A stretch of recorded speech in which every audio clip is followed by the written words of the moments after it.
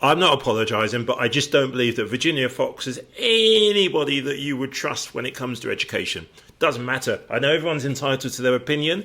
She is some level of elected representative. But as far as I'm concerned, crusty, uninterested. I know Trump thinks you're the best thing since sliced bread. But if I worked in education, I'd rather listen to the sound of a toilet flush than what you have to say. Just my opinion. The committee will come to order. A quorum is present. The committee meets today pursuant to notice to consider H.R. 6951, the College Cost Reduction Act. The chair announces that requests for recorded votes as to amendments may be postponed pursuant to Clause 2 of Rule 11 of the Rules of the House of Representatives and Committee Rule 14b. Without objection, the chair may recess the committee at any point. I want to start by acknowledging that the last time the committee tackled Higher Education Act reform legislation in 2019, the markup lasted 14 hours and consumed 3 days of work. With that in mind, and in the hopes of leading by example, I'll keep my remarks brief. At the heart of the College Cost Reduction Act is the idea that post-secondary education should be a good time and money investment for students first and foremost. As a society, it's time to face the music. We're scamming young Americans. College prices are skyrocketing and college value is stagnating. Real college prices have more than tripled over the past 50 years, and real college graduate earnings have frozen since the turn of the 21st century. This radical decoupling is a massive weight on society, quickly approaching critical mass. We see the effects everywhere. College graduates hold $1.6 trillion in federal loan debt. The new economics of college have left millions of families across the country questioning what to do next. A Band-Aid simply won't do. What is needed is a complete restructuring of the incentives that drive tuition prices skyward. This bill is the three-pronged solution. First, the College Cost Reduction Act will ensure colleges are held responsible for debt held by graduates who didn't get enough value from their degree to pay down student loans. Second, it will promote student success by directing federal aid to institutions with the best track record of increasing graduate earnings. Lastly, it will increase transparency in the college shopping process so students and families know how much they are expected to pay for college on the front end. These three key features of the bill will help lower college costs for families, secure the economic future of young people by deflating the student debt bubble, and protect taxpayers from subsidizing worthless degrees. If we think of post-secondary education as a product, which it essentially is, students are the buyers and colleges are sellers. Yet in this market, the product is sold without the buyer knowing the real price. The product often underperforms expectations, and the product would not be viable at its price point without the injection of nearly $2 trillion taxpayer dollars industry-wide. It's time for change. Finally, I want to thank the university leaders, students, parents, experts, and other stakeholders who have offered their insights and perspectives on the creation of this bill.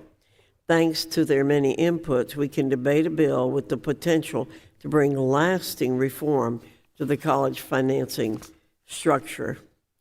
I also want to thank the staff that has worked so diligently on this bill.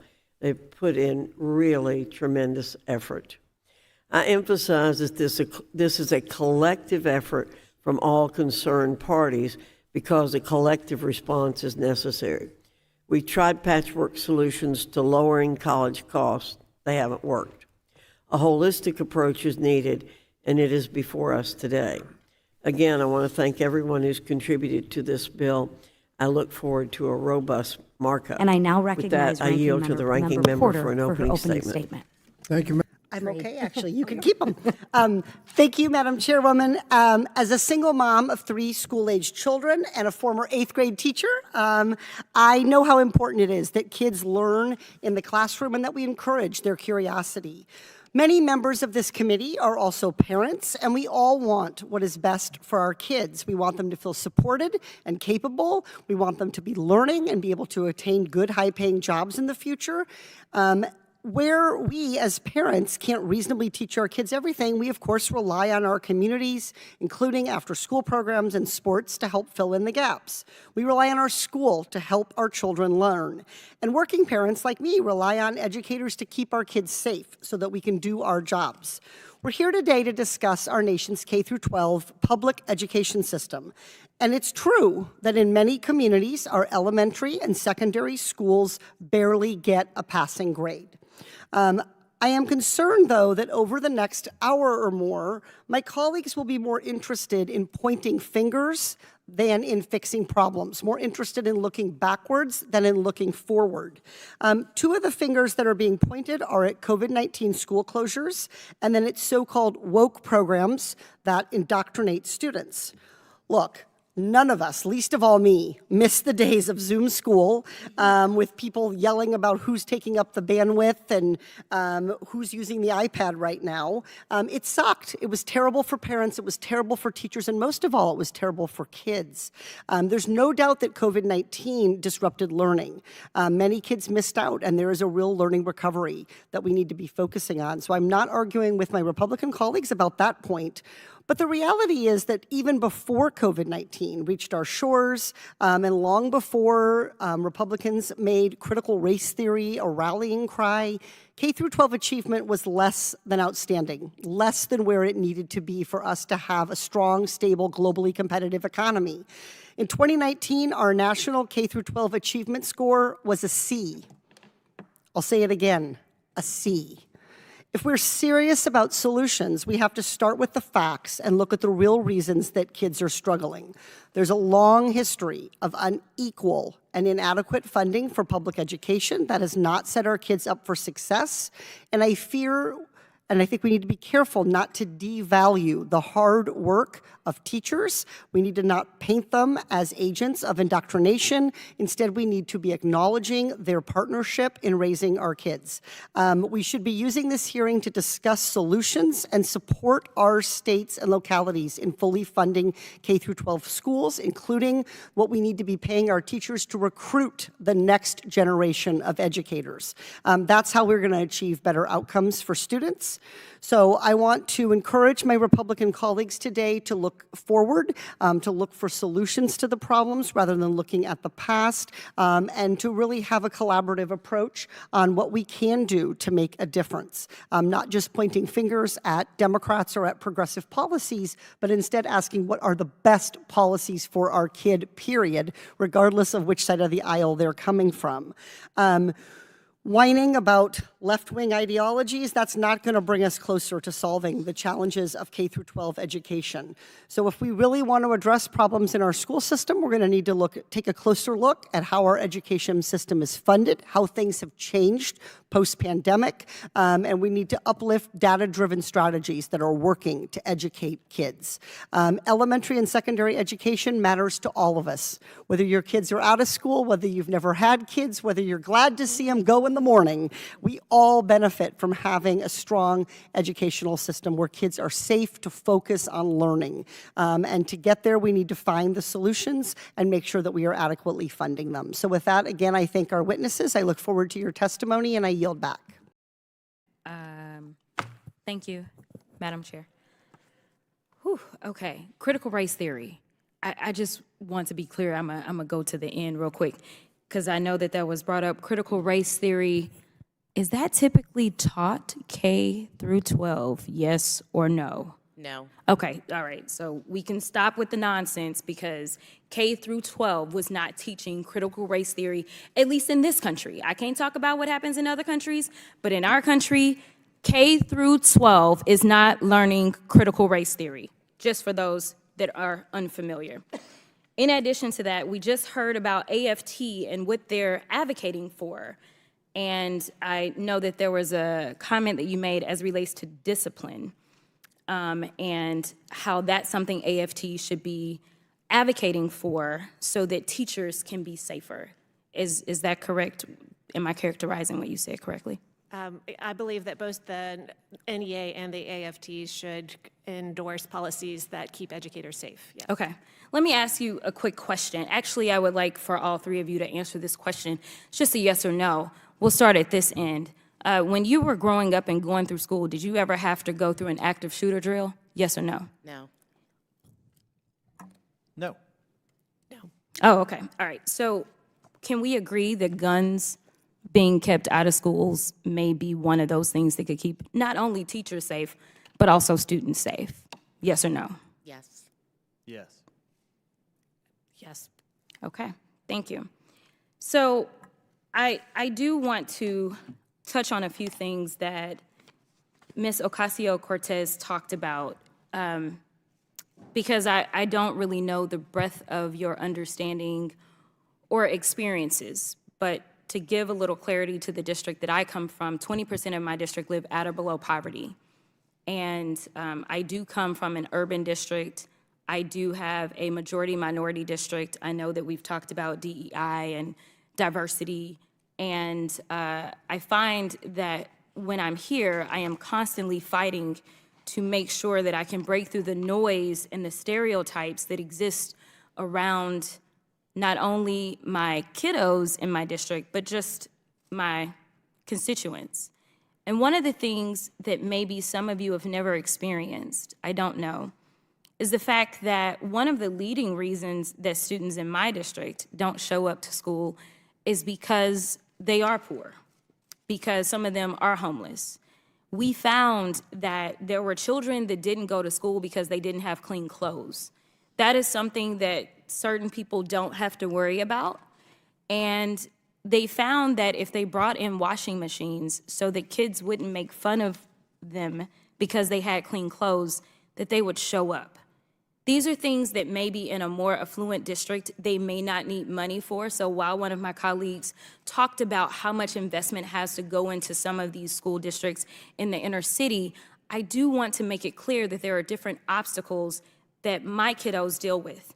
In addition to the fact that I practice criminal defense work prior to coming into the legislative realm. And in my district, I have the highest incarcerated zip codes in the entire state. What that means is that sometimes I have children that go home and they don't have parents to go home to. Or if they are going home to parents, their parents may be involved in things that aren't necessarily the best things for kids to be around. And so, as it's already been stated, sometimes the safest space is at school for some of these children. And what is so annoying to me is that we debate whether or not we will invest in our futures. As far as I'm concerned, there is no better investment than in our children. Because if we are going to make sure that this country continues on, it's not going to start by investing in people that look like me or of my age. It starts with making sure that there's a foundation. And I just want to say that I am thankful for those teachers that decided to go in, even when they were under-resourced, even given of their own resources, to make it happen. I lost teachers in my district during the pandemic because they literally risked their lives in the midst of a pandemic to show up because they love those kids that much, because I can tell you, the pay is not there. Teachers aren't getting rich. Maybe professors, but not teachers. And so the fact is, I've talked to my school districts. They were able to take advantage of the extra money that was given to them, but guess what? They still had gaps that they needed to fill. And the reason that I brought up gun violence is, number one, it's a safety issue, but also as it relates to the mental health. Children nowadays know where they need to go in case somebody comes in. They're looking for the closet. That is no way for kids in America to live. So we need to make sure that we put kids first. Thank you so much, and with that, I will yield. Thank you. I now recognize myself for 5 minutes. One, I think my question is, during the pandemic, I'm not here to say it's right or wrong, but I am looking at, during the pandemic, we used ESSER funds to the tune of $190 billion, correct? My question is, where were they spent? What programs were they used for, right? And did they help? Do we have a measurable outcome? And did that $190 billion of taxpayer money, did it do what we intended it to do? Because I'm sure one of the questions that's going to be coming up at some point in time is, do we reauthorize those funds? Do we continue them or do we stop them? That is going to be the question. And I think if we took a look at some facts and some data, which is a little concerning to me since everyone on the panel has talked about our math and reading scores have gone down. Okay, I think we all want to fix them, right? Both sides want to fix them. We want to reinvest in our children. So with that question is what I would like to know is, where were those ESSER funds used? Were they used for, that we all agree on, tutoring? I mean, this is something that both sides agree on, right? I heard it. Tutoring and expanded learning time. Any disagreement on that? I think that's what I heard. Correct? Okay, wonderful. We got some agreement. That's a bonus. That's a good thing. All right. So where were they spent? Were they spent? Was the bulk of the $190 billion spent on tutoring and expanded learning time? And if so, what are the results? So I'll let Ms. Gentle start. Well, Margaret Rosa of Georgetown University has an edunomics lab and has done her best to go into the reports that are available from states and districts to assess how the money has been spent. Unfortunately, 20 states share no detail beyond how much money each district spent. Wait a second. So we gave, and this is our fault because we did it in a hurry. We didn't put guardrails on it. And they won't share the data with us, or they just haven't gotten around to sharing it with us? They weren't asked to share the data. Okay. So that is something that is important to note. They were given flexibility with this funding and broad guidelines on how to spend it. Okay. Again, 20% was required to be used for learning loss in the So do you know, and I don't mean to be rude, but I have a limited amount of time. Do you know where the money was spent? Was it spent on tutoring and extended learning? No, most of it was spent on labor, so increasing the permanent staff and on pay raises, and a very small percentage was spent on tutoring, summer school, extended day. And do you have data to back that up? Pardon me? Do you have data to back that up? Marguerite Rosa and the Edunomics Lab has that. She did say that we see a higher number of districts investing in social emotional learning, about half. And she gave an example of Wisconsin and California. Just 5% of the ESSER 3 expenditures have gone to lengthening the school day or year or adding time in the summer. Okay, well, that's not real good. Dr. Malkus, could you comment, please? Yes, the answer is we don't know. And we won't know because there wasn't guardrails for these funds. I would say that there were 3 bills when ESSER funds came out, and the $13 billion that came out initially went right out the door on an emergency basis in March 2020, and that made sense. $54 billion went out in the second bill that December. That probably could have had some more guardrails on it. There was $123 billion that went out in the American Rescue Plan. That did have some guardrails on it, 20% to some sort of recovery, but late in the pandemic, after almost all schools in the country were already open, that last tranche of money really needed to have more guardrails, more directions, and certainly reporting requirements. I would say that if you wanted to design a law that would jeopardize arguments about whether the federal government can spend education dollars well, ESSER, you couldn't do much better than ESSER. Thank you. Ms. Fort? Oh, I would agree with Dr. Malkus, but one problem we still have is not all the money has been spent. So we don't know. So whoa. $190 billion has gone out, and some of that 190 hasn't even been spent yet. I just want everyone to hear that. So when we come back and we petition for more funds, that's a big concern that we haven't spent what we had. Number 2, we don't even know what we spent the money on. And number 3, do we have any data that shows that the money is being used for tutoring and lengthening of? Well, I think we need to remember that in order to have a tutor, that is a labor cost. Summer learning, that is a labor cost. Extending your day is also So in a your labor opinion, cost. we do have data on that? We have some data, And we also, just pointing out to Ms. Gentles, that even though the dollars were spent on labor, in order to run tutoring and after-school programs during the summer, Could you- extend your day, you need labor. Could you, need the people to do you have that data? Because that would be super helpful. Do you have that data? Could you share it with certainly get it for you. Wonderful, thank you. And I am so sorry, I am over. So the chair now recognizes Ms. Porter. Thank you. Ranking member, I'm so sorry, Ms. Porter. Thank you. Thank you so much. I wanted to talk about chronic absenteeism and share a couple things and ask some questions. First, I want to share with you that as a parent of 3 kids, and California, as you may know, has very aggressive absenteeism laws. I have seen that persistent, frank communication that you call for, Dr. Malkus, coming from my kids' schools. When they have been sick and I haven't gotten them called in till the next day, they have been in touch. When my daughter missed 4 days because she was sick, her teacher called to check in on her and find out if he needed to send home a learning packet. So I do think we are seeing schools start to really own this issue, and I think we should encourage that. But I wanted to share with you that I think some of that is happening, and I do think that's something, particularly for lower achieving districts, that we want to be encouraging. One of the things I really appreciated about your testimony, Dr. Malkus, and I think it goes to the point that Ms. Fort just made, is you say things like, some of the most resource intensive and most expensive strategies work the best. And I think Ms. Fort points to targeted intensive tutoring, these kinds of high dosage tutoring programs, and expanded learning time.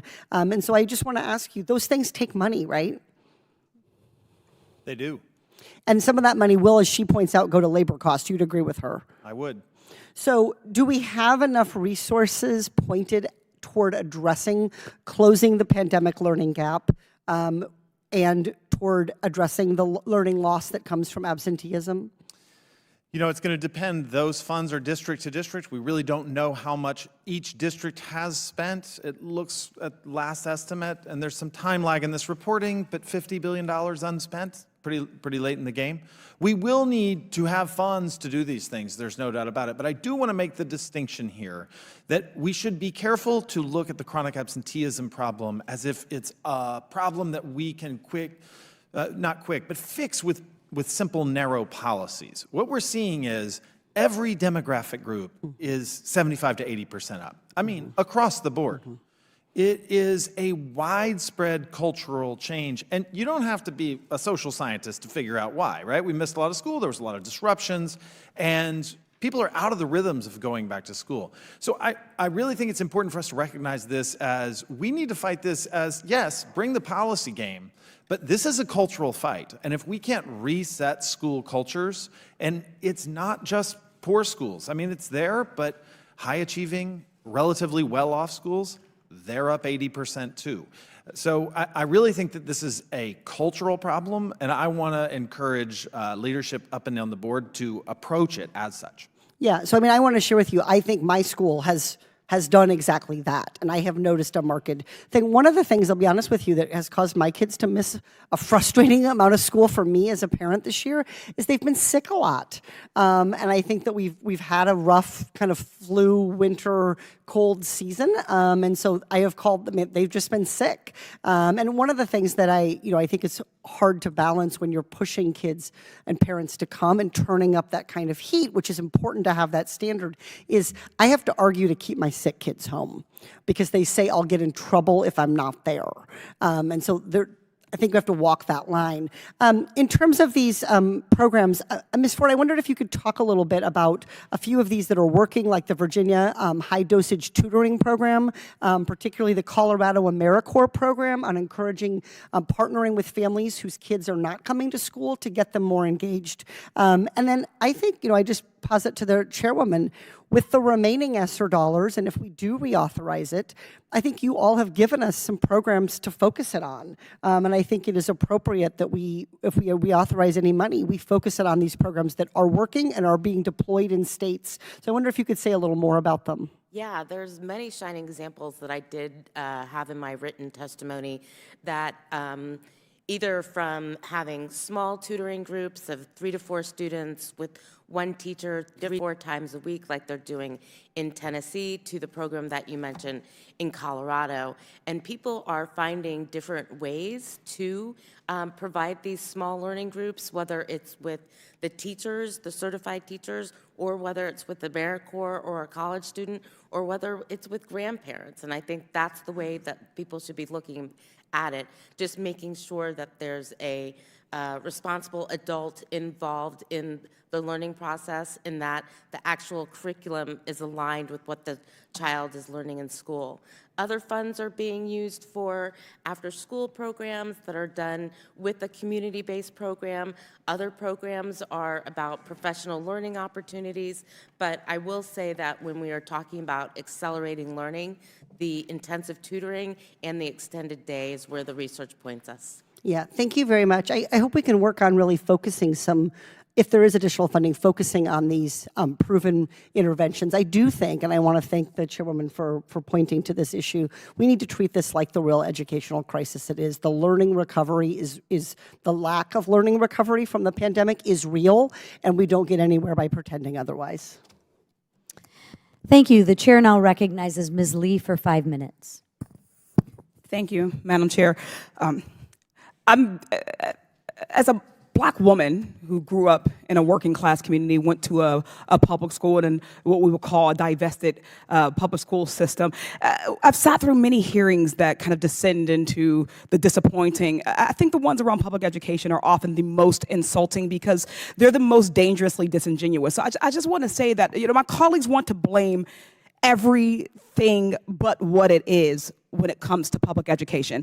But the reality is that we know it isn't CRT, it isn't wokeness, whatever that is. It's not gay books, right? It's racist and inequitable funding schemes that keep Black and brown and working class students out of the most high performing schools. When you add that, of course, to redlining and predatory lending, right? These are children who have been locked into school systems that our government, our systems have purposefully kept underinvested. We know that. And even when we think about COVID and the necessities that we had to, around the adjustments that we had to make, I think often about private schools that were able to open faster because these were not school systems and buildings that they had to worry about HVAC issues or open lead and asbestos, as many in the Commonwealth in Pennsylvania have to deal with. Some of the facilities that our schools, that our children, our educators have to learn in are facilities that we would never allow our government to learn in. They would be shut down. But we still somehow can't fully fund public education. So I just wanted to point that out, that we recognize what we're dealing with before we bring in arguments around whether children of certain races are performing differently than others. But the reality is that my Republican colleagues don't want the parents in their district to know that they've denied their children resources. They don't want folks to know that they're diverting your hard-earned tax dollars away from our schools and into the pockets of their donors. They're so desperate for distractions as they defund our classrooms and deprive our teachers that they're banning books and censoring teachers and bullying LGBTQ plus kids, and they're erasing Black histories in an attempt to turn us against our schools. If Republicans don't like what you have to say, they'll do everything in their power to prevent you from saying it. If they don't like what you're reading, they'll do everything in their power to keep you from reading it.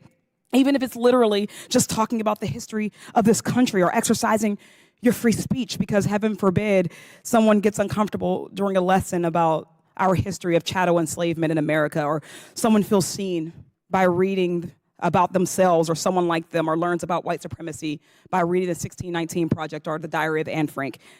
I do ask for unanimous consent to enter this article from the NPR entitled "The Education Culture War is Waging, but for most parents, it's background noise," into the record. Without objection. Republicans are claiming it's about parents' rights to be involved in their children's classes. Which parents? In this national poll, NPR found that by wide margins, and regardless of their politics, 76% of parents were happy with their kids' schools and what they're taught. Just 18% of parents weren't happy with the way gender and sexuality was taught. 19% say the same about race and racism, and 14% feel that way about U.S. history. These numbers show what's really happening. Teachers are being forced to bow to a very vocal minority at the expense of the overwhelming majority of parents and teachers, and most importantly, all of our students. And while we're so focused on a small group, we're ignoring real barriers for marginalized students, including language barriers, access to technology and tutoring, and a lack of funding for underserved schools. It's much easier to make teachers a political punching bag than to invest in our communities, even though that investment works. I've seen it firsthand in school districts like mine, for instance, Pittsburgh Public Schools, during the pandemic when it was necessary to adjust and do school from home. Many kids were left without reliable internet. In Pittsburgh, our local universities, Carnegie Mellon University and the University of Pittsburgh, partnered with nonprofits and used federal grant money to connect over 600 families to the internet. CMU also set up a dedicated servers with free courses and classes for students to access, including virtual labs and coding courses. Ms. Fort, do you think having internet access or not using gender-neutral pronouns is more important to a kid's education? I think not having access to technology is more important. Thank you. This learning gap is really more about a practice gap. Our young people need more tools to get excited about learning. In Pittsburgh, CMU has started programs to use phone apps and augmented reality to better engage young students. They also expanded tutoring for low-income families backed by AI to make the tutoring more effective, all funded through federal grants. Ms. Fort, what do you think is better for students? Creating new technology for them to learn with, or removing books from their classrooms and libraries unless they've been approved by every single parent? Certainly creating new technology to learn. Thank you. Without investing in our marginalized community, we're never going to see improvement. We've got this huge gap in STEM when it comes to Black and brown people and women. This hearing could have focused on how to get young people excited about science and math and how to better reach underserved schools, but instead we're stuck listening to the same broken record. Cutting funding, banning books, and censoring curriculum is not the answer. With that, I yield back. Thank you, and I think you just made a very great argument for school of choice. With that, I recognize Dr. Foxx for 5 minutes. Thank you, Madam Chairman. Ms. Gentles, in the last 4 months, we've seen a stunning wave of anti-Semitism sweep our education institutions. While many of these incidents have occurred in higher education, there have also been several in K-12 schools. I think that's simply abhorrent. Can you talk more about how much anti-Semitism is in K-12 schools? I think we're just getting familiar with this concerning issue with K-12 education, but we do have examples of families in both coasts, I believe New Jersey and then also California, going to the school district and saying that my child is experiencing intolerable anti-Semitism, and those school districts then pay for the private school tuition for the students to leave and go to a safe environment where they will not be bullied. And that is something that that Jewish families may have to consider throughout the country if this continues. Thank you very much. Dr. Malkus, we've heard about how serious learning loss and chronic absenteeism are, but the Department of Education doesn't seem to be focusing on this. Instead, it seems to be spending all its time pursuing radical far-left agenda items, such as college loan forgiveness. Can you talk about how much work the department is doing on learning loss compared to Democrat political priorities? I have been tracking a number of things, probably too many, over this pandemic, but one of them that came up was student loan forgiveness. So I do actually have yet another tracker on student debt. When you include all forms of that, including the pause, things legislated by Congress, PSLF funding, and the new IDR reforms, we have exceeded $370 billion in forgiven student loans. I might add, without much of that, rather, without consent of Congress. That is where a great deal of the administration's focus has gone. There was an agenda that came out, I think it was 10 days, perhaps 2 weeks ago, where the administration and members of the Domestic Policy Council pushed for high-dosage tutoring and extended learning time, and talked about chronic absenteeism to some degree. While those things are worthwhile, and I'm glad that they are paying attention to it, I don't think those priorities are as focused on the K-12 challenges that we are facing, and particularly showing the leadership that we need from the administration on chronic absenteeism that we need right now. You used a term that I want to ask if we can agree that we might want to change the word forgiveness in terms of loans. Actually, isn't it a transfer of debt from the people who took it out to people who did not take out the debt? The federal student loan portfolio comes directly out of the federal treasury. And so when loans are forgiven, then the balance of the loan is that was set to be received by the treasury plus whatever interest the borrower agreed to will no longer be received. And I just might add, because I am concerned about these issues as well, that the SAVE program is a enormous student loan entitlement that will keep on giving without congressional action. Thank you. Mr. Malkus, again, Dr. Malkus, it's a fact that test scores and proficiency levels have declined across the country since before the COVID pandemic. Realistically, what percentage of students should be meeting grade level proficiency standards? And what role do teachers and school administrators have in helping students get back on track? That seemingly simple question is a very difficult one. There was a while in the No Child Left Behind era that we thought 100% of students should be proficient, or what we would think of as on grade level. That was aspirational for sure. Look, I think the important thing to note is that it's a very difficult question to answer. What's the percentage? Higher is better, and it is going lower. That is what we need to know. It is not only going lower on average, it is going lower for our lowest performers. That means that whatever opportunity education gives to students, the kids who are achieving at the lower end are getting less of it. I am alarmed by this. What can teachers and administrators do? The list goes on a long way, but I am very concerned, not only from the chronic absenteeism, but from other pandemic effects in schools, that we have a culture problem in schools. The culture in schools has shifted, and we need to do aggressive maintenance with all hands on deck. I think we need leadership from government leaders to give cover to lower level folks to push hard on teachers, but also on parents and on students to get back to the baseline, which was no great shakes before the pandemic. Thank you. Thank you. I thank the witnesses. I thank you, Madam Chairman. I yield back. Thank you. The chair now recognizes Ms. Norton for 5 minutes. Thank you, Madam Chair. As a lifelong First Amendment champion who argued and won a free speech case in front of the United States Supreme Court and the daughter of a public school teacher, I'm deeply concerned by the rise of book bans and increase in efforts to diminish free speech, especially in the classroom. I'm acutely aware of the fact that you don't have to agree with what someone has to say to fight tooth and nail for their right to say it.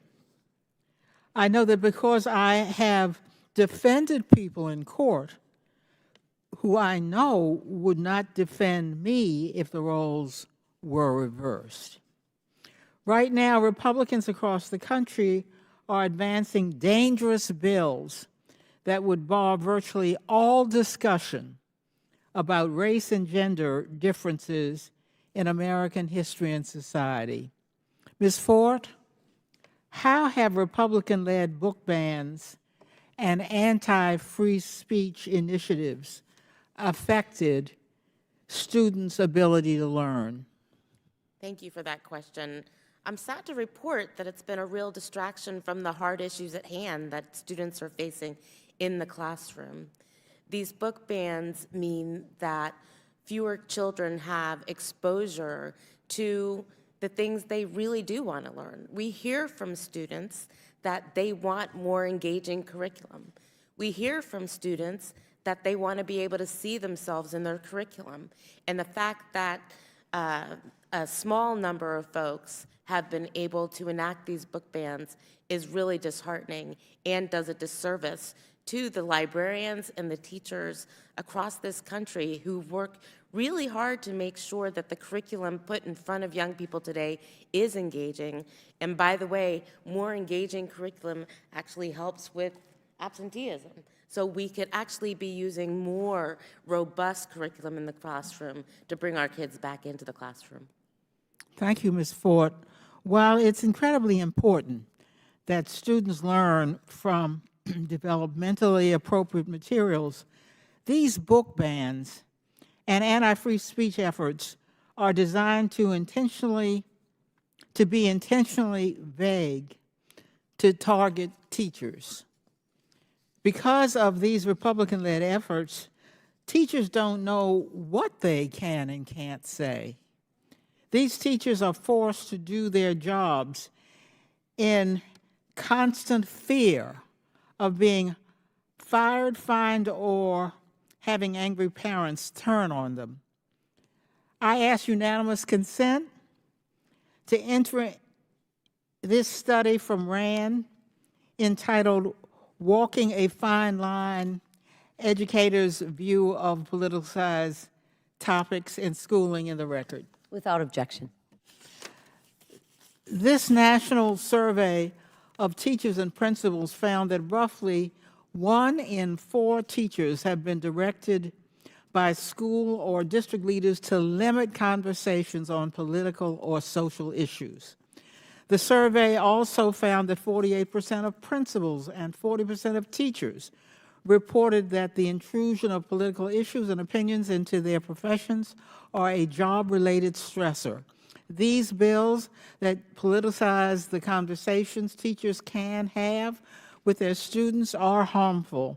They aim to terrify teachers into avoiding any meaningful discussion about important topics like racial discrimination. Even when not passed into law, these bills have chilling effects across the country that negatively impact teachers and students. When a new Iowa law barred educators from teaching, quote, that the United States of America and the state of Iowa are fundamentally or systemically racist or sexist, end quote, a teacher in Iowa was told by the superintendent that she was unsure if he was able to teach his class that slavery was wrong. All of this is a distinction that prevents teachers from doing their job, which is to help students learn. This is shameful, especially given how urgent it is that we help students get up to speed after pandemic-related disruptions. I yield the rest of my time to the ranking member. Thank you, Ms. Norton. In closing, I want to thank our witnesses once again today for your testimony. What I was really amazed at is we do agree on some really key important things, which was tutoring and extended learning. I mean, that is, I didn't hear any of disagreement on that, and that dollars, if we decide to spend more dollars or the dollars that we have not spent, I mean, they should go there first and foremost. So cats and dogs living together, we all agree on something. But thank you very much for your statement and your testimony and taking your time today. I now recognize Ms. Norton for her closing remarks. Thank you, Madam Chairwoman. I want to reiterate the importance of getting our students back on track. This is an opportunity to invest in our schools and allocate the resources needed to address long-standing inequities in education exacerbated by the pandemic. Democrats invested in student safety in the classroom during the pandemic, and we're investing in recovery efforts in the aftermath. House Democrats are working to empower teachers, families, and students and address long-standing inequities in education. In contrast, House Republicans are focused on cutting education funding, banning books, and censoring curricula. Things I fought for and won in the Supreme Court and won more than 5 decades ago. Let's not go backward. Before I gavel out, I ask unanimous consent to insert into the record a statement of the National Education Association. I want to end with a quote from them that I think should resonate across the hearing room. Instead of supporting students and the educators who match and nurture them, some in Congress are looking for scapegoats and distractions. Students and families are desperate for lawmakers' attention, commitment, and creativity. Parents are demanding more from Congress. They want students to have the resources they deserve and the opportunities to pursue their dreams. They want their children's schools to be safe from gun violence, places where students are free to learn and experience, educators are free to teach. If you are serious about educating and uplifting American students, please focus on what they truly need. I yield back. Thank you. And we're going to go a little bit out of order, but the chair now recognizes Mr. Moskowitz for 5 minutes. Thank you, Madam Chairwoman. I apologize for my tardiness. I want to thank the committee and the members who have looked at the anti-Semitism that we've seen in our universities and the hearing that we saw many weeks ago, and the fact that there's discussion to have a staff member specifically on the education committees to focus on the prevalence of anti-Semitism on our universities. I also want to point out that I was the emergency management director for the state of Florida during COVID for Governor DeSantis, and we did reopen our schools. And that was an evidence-based decision at that time, because remember, we were dealing with Alpha. Right, that was the COVID strain that we had. There was no Delta, there was no Omicron. It was Alpha, and the data was clear. If you looked at countries in Europe who were ahead of us, that it was not affecting kids. And now, in hindsight, it is super clear that the states that stayed closed on their schools has dramatically hurt kids, minority kids, and kids from poverty-stricken neighborhoods. There's no doubt that it has hurt them more by the schools being closed. And so, I think on a go-forward basis, these are the things that have to be balanced. And I think Florida got it right when it came to handling schools and what to do there. But, Madam Chairwoman, I would be remiss if I didn't bring up something that has not made any sense to me in the 118th Congress. I'm from the city of Parkland. I'm a graduate of Marjorie Stoneman Douglas High School. I just walked the Secretary of Education through the freshman building that is a time capsule to the shooting of February 14th that happened now 6 years ago. The building is exactly as it was the day of the shooting, minus the victims. Every backpack, every shoe that fell off, the homework that is on the desk that day for that student, what's on the dry erase board, the computers that are on the desk, and of course, the evidence of the shooting, the bullet holes, the blood, the DNA, that the horrors within those walls of what took place there on February 14th. And look, I was in the state legislature that worked on the Marjorie Stoneman Douglas School Safety Act, the bipartisan bill that dealt with gun violence, mental health, and school safety. In Florida, we raised the age to buy a gun to 21, instituted red flag laws, which have now been used 12,000 times in the state of Florida since we put that in place. 12,000 times law enforcement has deemed someone a danger to themselves or a danger to others and has taken their weapons and given them a hearing, a due process hearing, to show that they can have them back. Being used by Republican sheriffs all over the state, saving lives, 3-day waiting periods, and hundreds of millions of dollars for mental health and school safety. I know we have disagreements on stopping the gun from getting to the school, but I implore my colleagues to look at school safety. If you, and I have brought my Republican colleagues, some of them through the building, if you look at the failures of that building and how the failures of how that school was built contributed to the deaths, there is so much we can do on a bipartisan basis on school safety. How the doors get locked, what the windows are made of, making sure our teachers are trained, making sure the students, God forbid something comes to school, know where to hide, what corners to go to. They didn't know that at Douglas. They ran right into the site of the shooter. The shooter never entered a classroom. He killed either people in the hallway or he shot through the window the little window that these class doors have. All these classrooms had steel doors. The bullets went right through them. They were hollow. And so there are lots of things we can do on school safety, which is why I started the bipartisan school safety caucus with Representative Gonzalez from Uvalde. Right? Both of us have seen what the failures look like, even if you do everything you can and the gun still gets to the school. We have to figure out how we can work on school safety. And I plead with my Republican colleagues, in the next year, we're focused on all these distractions, but there is a lot of bipartisan work we can do to mitigate and save kids and teachers and faculty who work in these schools. Thank you, Madam Chairwoman. Thank you, Mr. Moskowitz.